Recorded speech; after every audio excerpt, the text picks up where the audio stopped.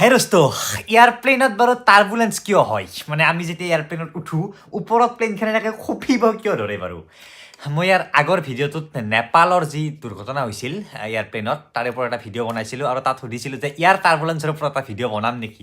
সকলোৱে কৈছিল যে বনাব লাগে। তো আজি মই পূৰা ধুনীয়াকৈ বুজাই দিবলৈ চেষ্টা কৰিম যে ইয়াৰ টাৰ্বুলেন্স কিয় হয়। তো বলক আমি ভিডিঅ'টো আৰম্ভ কৰোঁ। চাওক, আমি যেতিয়া ৰাস্তাৰে গাড়ী চলাই গৈ থাকোঁ, কাৰ, বাইক, চাইকেল, ঠেলা, ৰিক্সা, ৰাস্তাটো বেয়া থাকিলে কি হয়? ঠেকচা হয় না নাই? ঠিক তেনেদৰে এয়াৰপ্লেনৰ ক্ষেত্ৰতো যদি হাৱাটোত প্ৰব্লেম থাকে তেতিয়া টাৰ্বুলেন্স হয়। তো আমাৰ জাষ্ট এটাই প্ৰব্লেম, আমি বেয়া ৰাস্তাটো দেখা পাওঁ কিন্তু হাৱা এই যি বতাহ আছে এই বতাহটো আমি দেখা নাপাওঁ আৰু বতাহটো সকলো ঠাইতে একে নাথাকে। কিছুমান ঠাইত বতাহটো বেছিকৈ থাকে, কিছুমান ঠাইত বতাহটো পূৰা চলি থাকে স্পীডত, কিছুমান ঠাইত বতাহটো অলপমান, আৰু সেই আং পাং বাং মানে সেনেকুৱা বতাহত যেতিয়া এয়াৰপ্লেনখন সোমাই যায় টাৰ্বুলেন্স হয়। মানে প্লেনখন কঁপিব ধৰে এনেকৈ। তো কি কি কাৰণত এতিয়া টাৰ্বুলেন্স হ'ব পাৰে আপোনালোকে বুজক।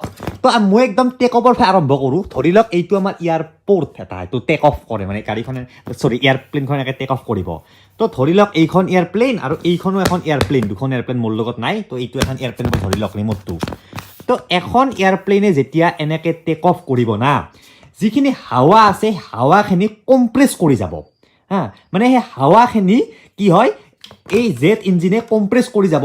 তো এখন এয়াৰপৰ্ট উৰি গ'ল, এখন এয়াৰপ্লেন, তো পিছৰ এয়াৰপ্লেনখনো যদি অলপমান পিছতে উৰে, অলপ উৰাৰ পিছত প্লেনখন কঁপিব ধৰিব।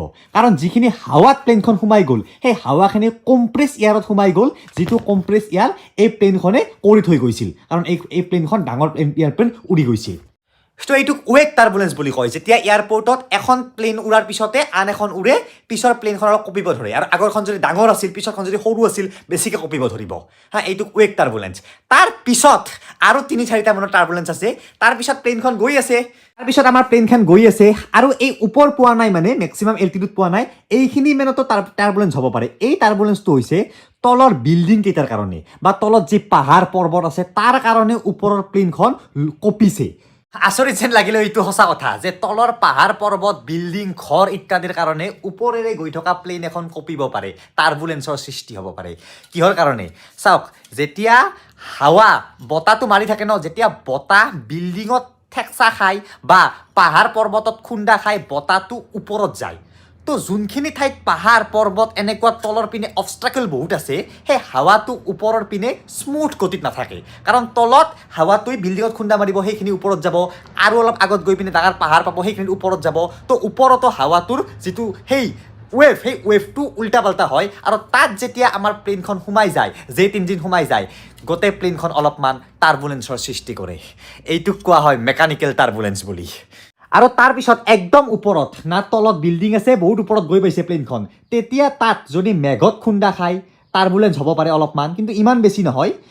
তাৰপিছত এটা আছে আৰু ক্লিয়াৰ এয়াৰ টাৰ্বুলেন্স। মানে কি হয়, প্লেনখন এনেকৈ গৈ আছে, যদি সম্পূৰ্ণ অপজিট ছাইডৰ পৰা হাৱাটো মাৰে, মানে এখন ফ্লাইট এনেকৈ গৈ আছে, যদি সম্পূৰ্ণ অপজিট ছাইডৰ পৰা হাৱা মাৰে, এনেকৈ যদি হাৱা মাৰে আকাশত, তেতিয়া এই পাংখাখন কঁপিব ধৰিব, যাৰ ফলত প্লেনত টাৰ্বুলেন্স হ'ব। অলপ এনেকুৱা। মানে কি, চাওক, আমাৰ ফ্লাইট যি উৰি আছে, প্লেন যি উৰি আছে, মেইন বস্তুটো কিহৰ কাৰণে উৰি আছে? হাৱাৰ কাৰণে, বতাহৰ কাৰণে, বায়ুৰ কাৰণে। এতিয়া পৃথিৱীৰ এটমস্ফিয়াৰতহে প্লেন এখন উৰিব পাৰে। যদি পৃথিৱীৰ পৰা বাহিৰত লৈ যায়, চন্দ্ৰতটো এখন প্লেন উৰিব নোৱাৰে, আৰু কাৰণ তাতে হাৱাই নাই, বায়ুৱে নাই। তো কাক কাটি আগবাঢ়ি যাব? জেট ইঞ্জিনে বায়ু কাটি তো আগবাঢ়ি গৈ থাকে। তো সেই যি বায়ু কাটে, সেই বায়ুত যদি প্ৰব্লেম থাকে, কেতিয়াবা যদি সেই বায়ু যদি বহুত স্পীডত বলি থাকে, সেই বায়ুত যদি কেতিয়াবা বেছি ঘন হৈ থাকে, সেই বায়ু যদি এনেকৈ ৱেভ মাৰিব ষ্টাৰ্ট কৰে, সেই বায়ুত যদি যেনেকৈ পানীত ধাৰ থাকে, পানী যদি বেছি ধাৰত যদি নাও এখন সোমাই দিয়ে কি হয়? নাওখনো কঁপিব ধৰে। ঠিক তেনেদৰে ধাৰ যি থাকে, সেই ধাৰত যেতিয়া প্লেন এখন সোমাই যায় কঁপিব ধৰে। এতিয়া বাৰু টাৰ্বুলেন্সৰ ফলত প্লেন এখন ক্ৰেছ হ'ব পাৰেনে নাই? চাওক, প্ৰায় 99.9999% নোৱাৰে।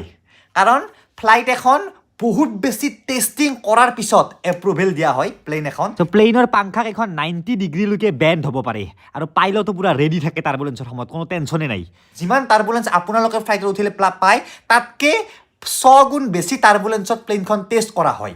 তাৰ পাছতহে প্লেইনখনক এপ্ৰুভেল দিয়া হয় যে উৰিব পাৰিব মানুহ লৈ কিন্তু এটা চান্স আছে আৰু এনেকুৱা ৰেকৰ্ডো আছে যে বহুত বেছি যদি টাৰ্বুলেঞ্চ হয় যি টাৰ্বুলেঞ্চ ধৰক ৰেডাৰত ধৰাও পৰা নাই ধৰা পৰে ৰেডাৰত যে ক'ত হাৱাটো কেনে আছে বৰ্তমান ৱেডাৰটো কেনেকুৱা তো কিছুমান টাৰ্বুলেঞ্চ ৱেডাৰত ধৰা নপৰে যেনেকৈ ক্লিয়াৰ ইয়াৰ টাৰ্বুলেঞ্চ যি এইফালৰ পৰা মাৰা বুলি ক'লোঁ তো এইবিলাক টাৰ্বুলেঞ্চ যদি বহুত বেয়াকৈ যদি সোমাই যায় প্লেইন এখন ক্ৰেছ হ'ব পাৰে কিন্তু নিশ্চিন্ত থাকক যে 99.99999% টাৰ্বুলেঞ্চত ফ্লাইটৰ একো নহয় জাষ্ট আপুনি সাৱধান থাকক টাৰ্বুলেঞ্চত মানুহৰ এনেকৈ মৰে যে ছিট বেল্ট মাৰা নাথাকে টাৰ্বুলেঞ্চ আহি যায় মাথাটো ওপৰত খুন্দা খায় ক'ৰবাত খুন্দা খায় তো টাৰ্বুলেঞ্চ হ'লে আপোনালোকে ছিট বেল্ট মাৰক বা ছিট বেল্ট মাৰি থৈ দিয়ক আৰু ছিট বেল্ট কেতিয়াও খুলিব নালাগে আচলতে ফ্লাইটৰ ভিতৰত আৰু টাৰ্বুলেঞ্চৰ সময়ত কেতিয়াও বাথৰুমত যাব নালাগে কাৰণ বাথৰুমত গ'লে আপুনি